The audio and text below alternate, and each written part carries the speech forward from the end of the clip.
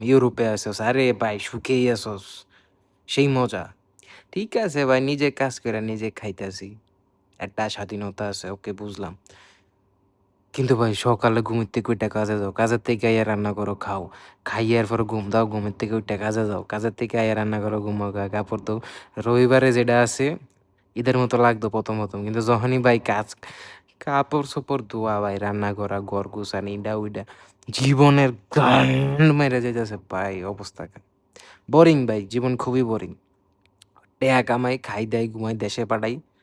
এই এখন এটার ভিতর দিয়া যে আমনের কেমনে বুঝামু ভাই এই দুঃখটা? অনেকে ভাই দুঃখ বুঝতো না ভাই। অনেকে বলবে টিয়া হইলে চলে ভাই, টিয়া কামাছে, এই কইরা সেই করস।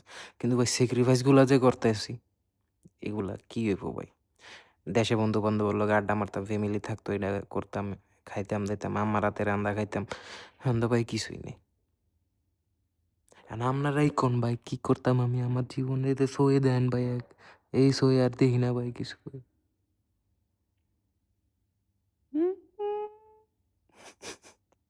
শেষ হোক এই খেলা এবারের মতো, যায় না ভোলা আমাকে। আরে গানাটা ভুল গেছি ভাই, বুইল্লা গেছি আবার গাইতেছি কারণ শেষ হোক এই খেলা এবারের মতো, শেষ হোক এই খেলা এবারের মতো,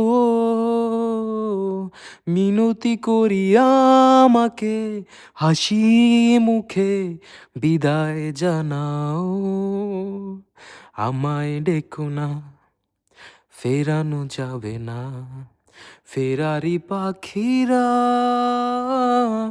কুলোয় ফেরে না।